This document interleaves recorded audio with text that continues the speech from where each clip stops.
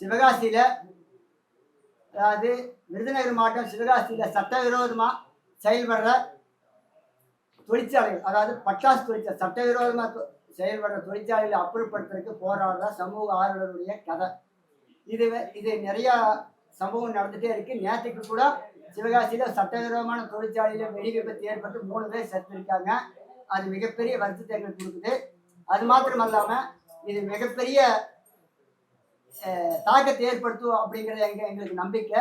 இதனுடைய 80% ஷூட்டிங் கோயம்புத்தூரில் அன்னூர் பகுதியிலையும், தாராபுரம் பக்கத்தில் மிகப்பெரிய வறட்சியான கிராமத்தில் 20% ஷூட் பண்ணிக்கிறோம்.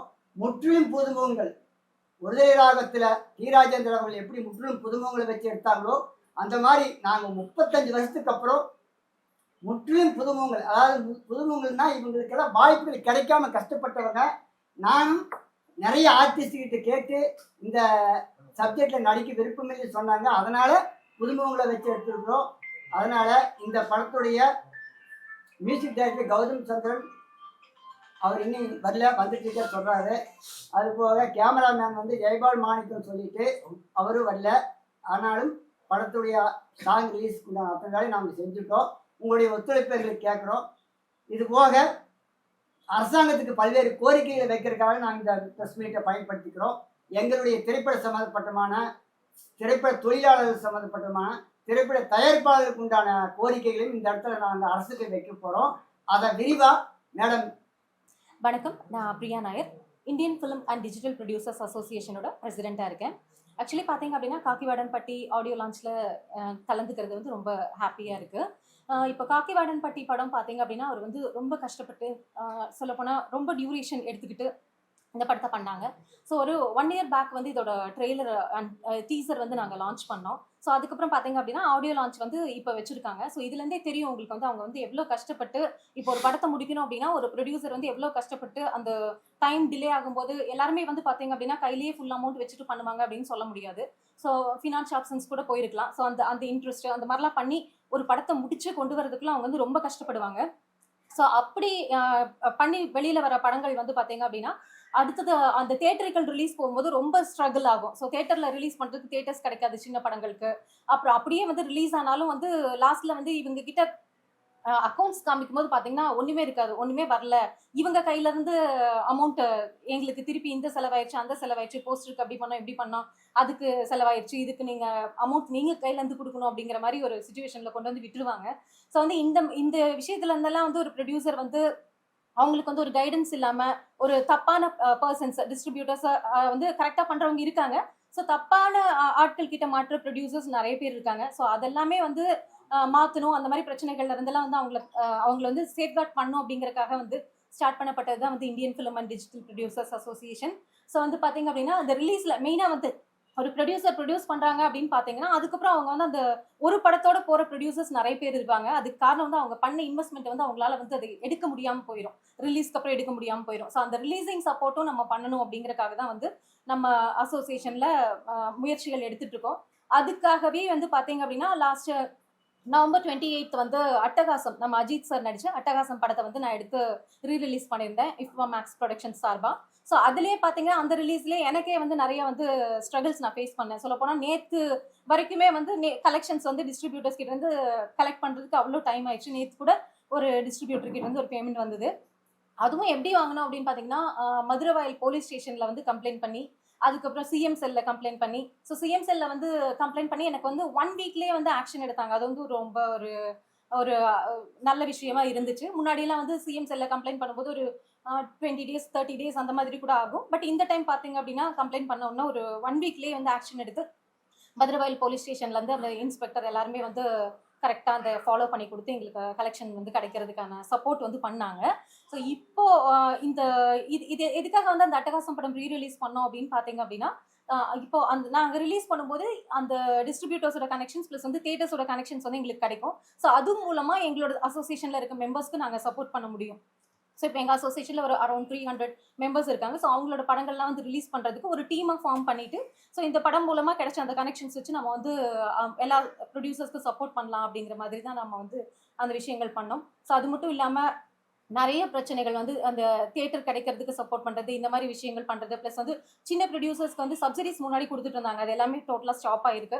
ஸோ அது எல்லாமே வந்து இப்ப இருக்க கவர்மெண்ட் கண்டிப்பா அது ஒரு ஆக்ஷன் எடுத்து அதெல்லாம் பண்ணுவாங்க அப்படிங்கிற ஒரு நம்பிக்கை இருக்கு. அது ஒரு கோரிக்கையாவும் நாங்க இங்க வைக்கிறோம். அது மட்டும் இல்ல, இப்போ வந்து பாத்தீங்க அப்படின்னா மறுபடியும் திரும்ப நாங்க வந்து இந்த கமிங் ஃப்ரைடே அஜித்திசம் டே 34th இயர் அஜித்திசம் டே வருது. அதுக்கு திரும்பவும் வந்து அட்டகாசம் படத்தை வந்து நாங்க ரீ-ரிலீஸ் பண்ணலாம்னு இருக்கோம். ஸோ அதுக்கும் வந்து எல்லாரோட ஆதரவும் எங்களுக்கு தேவைப்படுது. அது மட்டும் இல்லாம ப்ரொடியூசர்ஸோட நலனுக்காக இந்த கவர்மெண்ட் வந்து நிறைய விஷயங்கள் பண்ணணும் அப்படின்னு சொல்லி நாங்க எதிர்பார்க்கிறோம். அது வந்து ஒரு கோரிக்கையா நாங்க வச்சுட்டு ரெடி பண்ணி வச்சிருக்கோம். அப்பாயின்மெண்ட் சிஎம் சார் கிட்ட அப்பாயின்மெண்ட் கேட்கறதுக்காக ஒரு மெயிலும் பண்ணியிருக்கோம். எங்களோட கோரிக்கைகள் எல்லாம் அதில் வந்து ஒரு ஷார்ட்டா வந்து பண்ணிட்டு அதை வந்து கோரிக்கையும் வச்சிருக்கோம். ஸோ எப்போ அப்பாயின்மெண்ட் கிடைக்கும்னு தெரில. அது கிடைக்கும் போது டைரக்டா போய் பார்த்துட்டு எங்களுடைய பிரச்சனைகள் எல்லாமே சொல்லிட்டு அதுக்கு ஒரு சொல்யூஷன் கிடைக்கிற மாதிரி ஒரு நடவடிக்கை எடுக்கிறதுக்கான கோரிக்கையை வைப்போம் அப்படிங்கிறதையும் நான் இங்கே தெரிவிச்சுக்கிறேன். நன்றி, வணக்கம். என் பேர் பிரியா. இந்த படத்தில் பரிணின்ற ரோல் பண்ணியிருக்கேன் ஹீரோயினா. ஸோ இந்த படத்தை பற்றி சொல்லணுன்னா ரொம்ப ஹார்ட் ஒர்க் பண்ணியிருக்காங்க. டேரக்டர்ஸ்லேருந்து கோ ஆக்டர்ஸ் எல்லாருமே ரொம்ப ஹார்ட் ஒர்க் பண்ணி தான் பண்ணியிருக்காங்க. ஸோ நான் ஆல்ரெடி சொன்ன மாதிரி எல்லா சீன்ஸுமே வந்து மோஸ்ட் ஆஃப் வெயிலே எடுக்கிற மாதிரி இருக்கும். ஸோ சிப்பஸ் இல்லாமல் கூட நாங்கள் பண்ணியிருக்கோம். ஸோ ஒவ்வொரு சீனுமே வந்து டைரக்டர்ஸ் வந்து முன்னாடியே எக்ஸாம்பிள் எப்படின்னா இதை நடிச்சு காட்டுவார். ஸோ இந்த மாதிரி பண்ணுங்க. ஸோ அவங்க ஐடியாஸ் எல்லாமே அவ்வளோ சூப்பராக இருந்துச்சு. நடிக்கிறதுக்குமே சரி, ரியல் ஸ்டோரிங்கும் போது எங்களுக்கு நிறைய விஷயம் நான் கற்றுக்கிட்டேன். ஸோ இந்த பட்டாசு இதில் வந்து இவ்வளோ இஷ்யூஸ் வருமா அப்படிங்கிறது அந்த நடிக்கும்போது நிறைய விஷயம் நான் வந்து லேர்ன் பண்ணேன். இந்த படத்தை கண்டிப்பாக நீங்கள் தேட்டரில் பார்க்கணும்.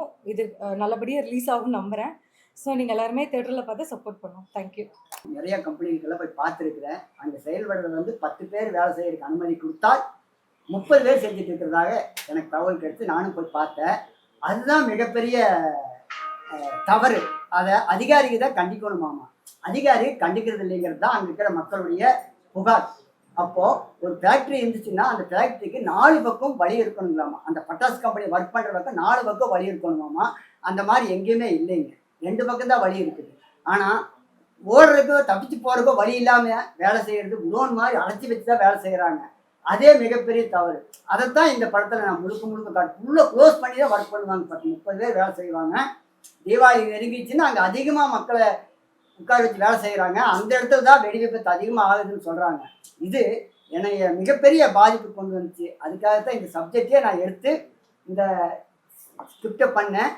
இது உண்மையிலே நடந்த சம்பவம். ஒரு பாப்பாவை கொண்டு வந்து பக்கத்து வீட்டு அம்மா வந்து அந்த குழந்தைய வந்து பட்டாசு கம்பெனி விட்டு போட்டு வெளியே போயிடுறாங்க. கடைக்கு போயிட்டு வர்றாங்க. வர்றதுக்குள்ள பட்டாசு கம்பெனி மூலம் உண்மையிலே வெடிச்சு பெரிய விபத்தாகுது. 26 பேர் இறக்குறாங்க. காக்கிவாடம்பட்டிங்கிற கிராமத்திலேயே, உண்மையான காக்கிவாடம்பட்டி கிராமத்தில் 26 பேர் சாகுறாங்க. அதில் அந்த குழந்தையும் சாகுது, அந்த முதலாளியும் சாகுறாங்க. இது மிகப்பெரிய கஷ்டமான சம்பவம். அதுதான் இந்த ஸ்கிரிப்ட்.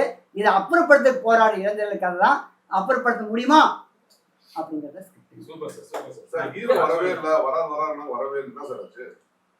சார் வேலை இல்லாத குழந்தைங்க. ஆமாங்க சார், வேலை இல்லைங்க தான் அந்த சட்டவேதா கம்பெனிக்கு போறாங்க. ஆடியோ லான்ச்சுக்கு வராருன்னு சொன்னாங்க. பயங்கர வேலை இருக்கிறாரு சார். பயங்கரமா வேலை இருக்கிறாரு சார். அதான் வரேன்ட்டு வரலைங்க சார், இன்ன வரைக்கும் வரல சார். இந்த படம் வந்து ஆடியோ லான்ச் பண்ணி 1 வருஷம் ஆகுதுங்க. படம் எப்போ ஸ்டார்ட் பண்ணீங்க? ஏன் இவ்வளோ டிலே? ஏன்னா போன ஆட்சியில் உங்களால் ரிலீஸ் பண்ண முடியலையா? ஏன்னா டிவிக்கு ஆட்சி வந்தோடனே எல்லாரும் ஃப்ரீ ஆகிட்டாங்க. டிவிக்கு ஆள் கூட வந்திருக்காரு. ஸோ அதனால தானே? அப்படி இல்லைங்க சார்.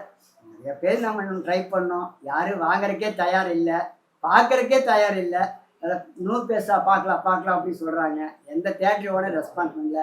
இப்போ ஏதோ ஒரு ஒளி தெரியுது மாதிரி தெரியுதுங்க. அதை ரிலீஸ் பண்ணுறதுக்கு நான் அத்தனை வேலை செஞ்சிட்ருக்காங்க. நிறைய கம்பெனிகள்லாம் தயாராகிட்டு, என்னை மாதிரி சின்ன பட்ஜெட் கம்பெனிகள்லாம் தயாராகிட்டுக்குதுங்கிற எங்கள் நம்பிக்கை இருக்குது. ரிலீஸ் பண்ணிடுவோங்கிற நம்பிக்கை இருக்குது. ஏன்னா போன்றப்போல எங்கள் படத்தெல்லாம் பார்க்குறக்கே விரும்பலைங்க யாருமே. உண்மையை சொல்கிறேங்க. நியூ பிளஸா வேறு பெரிய ஸ்டாரெல்லாம் யாரும் இல்லையா பார்க்கலாம் அப்படின்னு 1 வருஷமாக சொல்லிட்டு இருந்தேன். 8 மாதமாக மிகப்பெரிய வருத்தம், கஷ்டம். இந்த மாதிரி நானும் ரிப்போர்ட்டராக இருந்தால் டைரக்டர் ஆகிக்கிறேன். இந்த மாதிரி எல்லா பக்கம் போய் செய்தி எடுத்து வெளியே தான். ஆனால் எங்களுக்கே அவ்வளோ ஒரு கஷ்டம். சாதாரண பணத்தை கொண்டு வந்து போய் எவ்வளோ கஷ்டமாக யோசிச்சு பாருங்க. டிவிக்கேங்கிறதுக்காக மட்டும் சொல்லிங்க. ஆட்சி மாற்றத்தில் மிகப்பெரிய ஒளி தெரியுதுன்னு தெரியுது. சார் எல்லாம் ஹெல்ப் பண்ணலன்னு சொல்றீங்க. உங்க ஹீரோவே உங்களுக்கு ஹெல்ப் பண்ண மாட்டாரு, அப்புறம் மத்தவங்க எப்படி ஹெல்ப் பண்ணுவாங்க? இருக்கு சார். அவர் வேலையில் இருப்பாரு, அட்வொகேட்டுங்க, நிறைய வேலை இருக்கு. இல்ல சார், நீங்க என்ன ஒரு மணி நேரம் பண்ண போறோமா?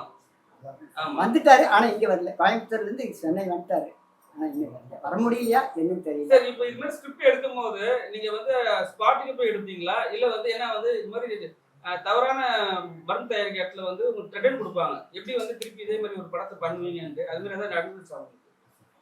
கேள்விப்பட்டு அவங்க போய் பார்த்துட்டு வந்து வேற பக்கம் தான் shoot.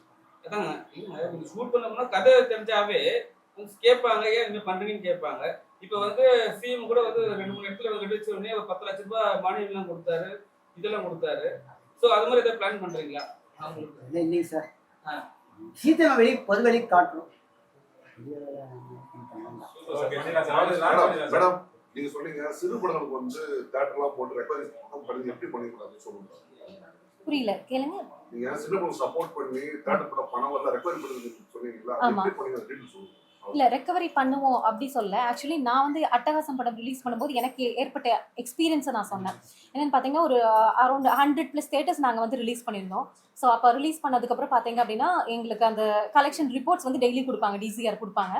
ஸோ அந்த மாதிரி டிசிஆர்ஸ் வந்து வந்துச்சு. இன்றைக்கும் சொல்ல போனீங்க பார்த்தீங்க அப்படின்னா, மீஞ்சூர் கேகே சினிமாஸ்லேருந்தெல்லாம் எங்களுக்கு இன்னும் இது ரிப்போர்ட்டே வரவே இல்லை. ஸோ அந்த மாதிரி சில தேட்டர்ஸ் கூட இருக்குது. அது மட்டும் இல்லாமல் இந்த டிஸ்ட்ரிபியூட்டர்ஸ் என்ன பண்ணுவாங்க அப்படின்னு பார்த்தீங்கன்னா, சிலர் தான் நான் சொல்கிறேன், எல்லாருமே சொல்ல, ஏன்னா நல்லா பண்ணவங்களும் இருக்காங்க. ஸோ சிலர் என்ன பண்ணுவாங்க அப்படின்னு சொன்னீங்கன்னா, அந்த நார்மலாக இப்போ ஒரு படம் பார்க்க போகிறாங்க அப்படின்னா, அமௌண்ட் கொடுத்து தான் வந்து டிக்கெட் வாங்குவாங்க. யாரும் வந்து கிரெடிட் வச்சுட்டு இன்னைக்கு நான் படம் பார்த்துக்கிறேன், நாளைக்கு வந்து நான் உங்களுக்கு காசு கொடுக்குறேன் அப்படின்னு சொல்ல மாட்டாங்க. அமௌண்ட் கொடுத்து தான் வந்து டிக்கெட் வாங்கி பார்க்குறாங்க. ஸோ அப்படிங்கும்போது அந்த கலெக்ஷன்ஸ் வரும்போது தேட்டர்ஸ் என்ன பண்ணுவாங்கன்னா, ஒரு 2 வீக்ஸ்க்குள்ளே அந்த பேமெண்ட்டை வந்து டிஸ்ட்ரிபியூட்டர்ஸ் கிட்ட கொடுத்துருவாங்க. சப்போஸ் வந்து இப்போ நம்ம ரைட்ஸ் ஹோல்டர்ஸ் நாமளே வந்து டேரெக்டாக தேட்டர்ஸ் கிட்ட அக்ரிமெண்ட் போட்டிருந்தோம் அப்படின்னா டேரெக்டாக நம்மளுக்கே வந்துடும். ஸோ இந்த நடுவில் இருக்க பர்சன்ஸ் என்ன பண்ணுவாங்கன்னா, அந்த 2 வீக்ஸில் அந்த கலெக்ஷன் அவங்க வாங்கிட்டு அதுக்கப்புறம் வந்து அதை அவங்க ரொட்டேஷன் பண்ணிட்டு இருப்பாங்க. பண்ணிட்டு அந்த யாருக்கு போய் சேரணுமோ, இப்போ ஃபார் எக்ஸாம்பிள் இப்போ வந்து அட்டகாசம் மூவியோட பேமெண்ட் வந்து எனக்கு வரணும் இல்லையா, ஸோ எனக்கு வந்து கொடுக்காம அவங்களே அதை ரொட்டேட் பண்ணிட்டு அதை வந்து இன்னைக்கு பார்த்தீங்கன்னா நவம்பர் 28 நான் 2025 ரிலீஸ் பண்ணேன் ஃபர்ஸ்ட் ரிலீஸ். ஸோ இப்போ வந்து பார்த்தீங்கன்னா மோர் தென் 7 months. ஸோ இன்னைக்கு வரைக்குமே வந்து சில தேட்டர்ஸ் வந்து இன்னும் ரிப்போர்ட்டே கொடுக்கல. அப்படிங்கும்போது இதெல்லாம் வந்து ஒரு பெரிய ஒரு ஆச்சரியமான விஷயமா இருக்கு.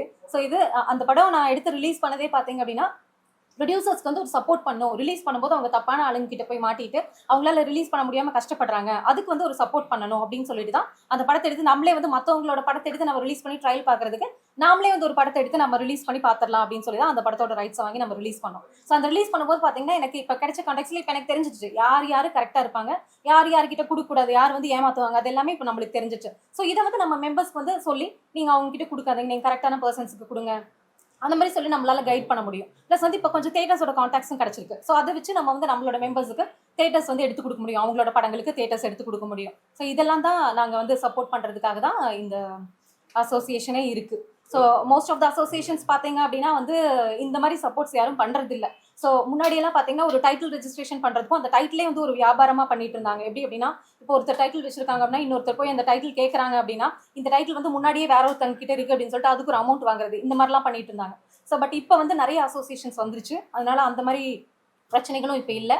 ஸோ இப்போ மெயினாக சப்போர்ட் பார்த்தீங்க அப்படின்னா, இன்வெஸ்ட் பண்ணுற இன்வெஸ்டர்ஸ்க்கு வந்து அந்த அமௌண்ட் வந்து ரிட்டர்ன்ஸ் எடுக்கிறது தான், அது ஒரு பெரிய பிரச்சனையாக இருக்குது. ஸோ அதுக்கான சப்போர்ட் வந்து நம்ம அசோசியேஷன் நம்ம மெம்பர்ஸ்க்கு பண்ணுறதுக்காக நம்ம நிறையா ஒர்க் பண்ணிட்டு இருக்கோம். ஸோ இவர் நம்ம காக்கிவாடன் பட்டியோட ரிலீஸ்க்கும் கண்டிப்பாக நாங்கள் வந்து சப்போர்ட் பண்ணுவோம். தொடர்ச்சியாக அஜித் படமே ரிலீஸ் பண்ண காரணம் என்ன? அட்டகாசம் பண்ணுறேன்னு சொல்றீங்க, அடுத்த வாட்டி அட்டகாசம் பண்ண போறீங்க. அட்டகாசம் இருங்க, விஜயெல்லாம் கண்ணுக்கு தெரியலையா, சிஎம் ஆயிட்டனால விட்டீங்களா அவங்களாம்? இல்லை, ஆக்சுவலி வந்து எனக்கு அஜித் சார் ரொம்ப பிடிக்கும், அதனால அட்டகாசம் எடுத்துட்டு நான் ரிலீஸ் பண்ணியிருந்தேன். ஸோ அதுக்கப்புறம் வாலி பண்ணோம். ஸோ அதுக்கப்புறம் வந்து திரும்ப அட்டகாசம் இப்போ 34th year of அஜித்திசம் டே வரதுனால இப்போ மறுபடியும் வந்து 31st நம்ம ஜூலை 31st வந்து அட்டகாசம் திரும்ப ரிலீஸ் பண்ணுறோம். அடுத்தது பார்த்தீங்கன்னா அஜித் சார் மட்டுமே நான் எடுக்கல அப்படிங்கிறதுக்கு சொல்கிறேன். நெக்ஸ்ட் வந்து குத்து பண்ணுறோம் நம்ம சிம்பு சாரோடது. ஸோ அதனால அவரு மட்டுமே அப்படின்னு கிடையாது, பட் வந்து அவர் ரொம்ப பிடிக்கும். அது பிடிக்கும், அவர் ஃபேன் தான். ஆமாம் சார், இன்னொரு விஷயம் சார், திரைப்பட தயாரிப்பாளர் சங்கம் 2 சங்கம் இருக்குங்க சார். 3வது சங்கம் சார். சத்தமா பேசுங்க. திரைப்பட தயாரிப்பாளர் சங்கம் 3 இருக்கு சார். எங்களுக்கு 3வது சங்கம் சார். தமிழ் முருகன் சார்னு ஒரு சங்கம், பாரதிராஜா குரூப் ஒரு சங்கம் வச்சிருந்தாங்க. இந்த 2 சங்கங்கள் தான் சார் தமிழ்நாட்டையே ஆட்சி படிக்குது. சின்ன தயாரிப்பாளருக்கு எந்த ஹெல்ப்புமே அவங்கனால இல்லைங்க சார். அவங்க பெரிய ஆளுகள் மட்டும்தான் சார் பார்க்குறாங்க. எங்களை மாதிரி எளிமையான ஏழையான சின்ன பட்ஜெட் தயாரிப்பாளர்ல எங்களுடைய கோரிக்கைகளை அவங்க கேட்கறதே இல்லைங்க சார். நேற்று ஒரு பிரஸ் மீட்ல அமைச்சர்கிட்ட வந்து அவங்க தான் வந்து கோரிக்கையை வச்சாங்க, சின்ன படங்கள் தான் மெயினா வரணும், அவங்களுக்கு மானியம் தரணும்னு சொல்லியிருக்காங்க. இது மாதிரி தவறான அலிகேஷன் இருக்கக்கூடாது. சரி, இது நீங்க சொல்ல கேட்கோங்க. ரெண்டாவது அது அவங்க சொன்னாங்க, இதையும் நான் பதிவு பண்றேன், இந்த இடத்துல நான் பதிவு பண்றேன். அதாவது இது வந்து அரசாங்கத்துக்கு தெரியுங்கிறதுக்காக தான் நான் சொல்றேன். எங்களுடைய கோரிக்கையான தொழிலாளர்களுக்கும் சிறு குறு தயாரிப்பாளர்களுக்கும் பையனூர்ல 90 ஏக்கர்ல ஒரு அடுக்குமாடி குடியிருப்பு கட்டுறதுக்கு 15 வருஷத்துக்கு முன்னாடி திட்டம் போட்டாங்க. அதனுடைய பயனாளிகள் அவங்க தான் செலக்ட் பண்ணி கொடுக்குறாங்க. கவர்மெண்ட்டுக்கு பண்ணி கொடுக்குறது அவங்க தான். எங்களை மாதிரி சின்ன தயாரிப்பாளர் அங்கே மெம்பரே ஆக முடியாது. அப்போ என்னுடைய கோரிக்கை யாருக்கிட்ட சார் சொல்றது? கவர்மெண்ட் கிட்ட சொல்ல முடியும். கவர்மெண்ட் கிட்ட நாங்கள் 30 நாள் ஆச்சு, 30 நாளைக்கு மேலே இருக்கு. நாங்கள் மெயில் பண்ணி எங்களுடைய கோரிக்கையை தமிழ்நாடு முதலமைச்சர் ஆர்கே செல்வமணி சொன்னது, எங்களுக்கு கொடுத்த நிலத்துல எங்களால வீடு கூட கட்ட முடியல இன்னும் கூட அப்படின்னு சொல்லியிருக்காரு. அவரே வந்து உதவிதான் கேட்டிருக்காரு. நீங்களும் உதவியா கேளுங்க. அதுதான் சார் நான் இப்ப கோரிக்கையா வைக்கிறோம். உதவியாங்கிறத கோரிக்கை. எங்களை மாதிரி சிறு தயாரிப்பாளருக்கு அரசாங்கம் எங்களையும் கூப்பிட்டு உட்கார வச்சு பேசி இந்த பையனூர்ல பில்டிங் கட்டுறதுக்கு உண்டான வேலை செய்யும் போது எளிய தயாரிப்பாளருக்கு உதவணுங்கிறது ஒரு கோரிக்கை. 2வது கோரிக்கை, சிறு குறு தயாரிப்பாளர்கள் மிகப்பெரிய தயாரிப்பாளர்கள் 2 பேர் இருக்கு சார். அதாவது கார்பரேட் கம்பெனிகளும் 50 பேருக்கு வச்சு வேலை செய்யற கம்பெனிக்கு 2 வித்தியாசம் இருக்குங்க சார். 50 பேர் வச்சு செய்யற தொழிற்சாலைக்கும் அதே மின் கட்டணம், கார்பரேட் கம்பெனிக்கு அதே மின் கட்டணம் கிடையாது. 40% குறைச்சி தான் கொடுக்குறாங்க. ஆனா இங்க சென்ட்ரல் கவர்மெண்ட்ல எங்களுக்கு ஒரே சென்சார் சர்டிஃபிகேட் தான் 1.5 லட்சம் ரூபாய் கேட்குறாங்க. முன்னால 25,000 50,000 இருந்துச்சு சார், இப்போ 1.5 லட்சம் கேட்குறாங்க. ரஜினிகாந்த் சார் படத்துக்கும் அதே காசு, எங்களை மாதிரி யூபிஎஸ் படத்துக்கும் அதே காசு தாங்க.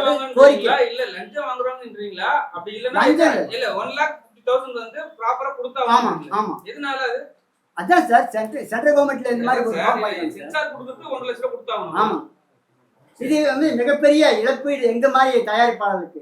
இதுவும் அரசாங்கத்துக்கு நாங்கள் ஒரு கோரிக்கை வைக்கிறோம். மத்திய அரசுக்கு இதாவது சென்சார் போர்டில் இது வந்து மிகப்பெரிய இழப்பு எங்க மாதிரி சின்ன தயாரிப்பாளருக்கு. இந்த இடத்துல மத்திய அரசுக்கு நாங்கள் ஒரு கோரிக்கை வைக்கிறோம்.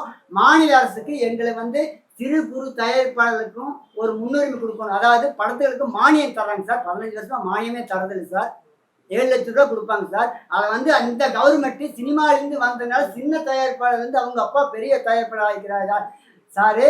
நம்ம சிஎம் சாருடைய அப்பா எங்களை மாதிரி இருந்து வந்தவர் தான். அவருடைய சன் இன்னைக்கு சிஎம் ஆகிக்கிறாருங்கிறது எங்களுக்கு மிகப்பெரிய மகிழ்ச்சி. ஆனால் இந்த அரசாங்கம் 20 வருஷத்துக்கு முன்னாடி கொடுத்த 7 லட்சமே கொடுக்கக்கூடாது, டபுளாக பண்ணி 15 லட்சமா கொடுத்தா எங்களை மாதிரி சின்ன பட்ஜெட் தயாரிப்பாளருக்கு மிகப்பெரிய உதவியாக இருக்குன்னு இந்த நேரத்தில் கேட்டுக்கிறோம். அது மாத்திரம் இல்லாமல் மானியம் கொடுக்குற கமிட்டி ஒன்று அமைக்கிறாங்க. அந்த கமிட்டியிலே எங்கள் அசோசியேஷனில் ஒரு 2 பேருக்காவது உறுப்பினராக சேர வழிபடுத்தா தான் எங்களுடைய கோரிக்கை அங்கே அரசாங்கத்துக்கு சொல்ல முடியும் அப்படிங்கிறது இந்த நேரத்தில் அரசாங்கத்துக்கு கோரிக்கை வச்சுக்கிறோம். சிஎம் சாரை சந்தித்து நாங்கள் ஒரு கோரிக்கை மனு வைக்கிறதுக்கு இந்த காணொலி வாயிலாக ஊடகவியலாளர் சந்திப்பு நாங்கள் மிகப்பெரிய வரமாக பயன்படுத்திக்க விரும்புகிறோம். நீங்களும் எங்களுக்கு சப்போர்ட் பண்ணுங்க. நன்றி, வணக்கம்.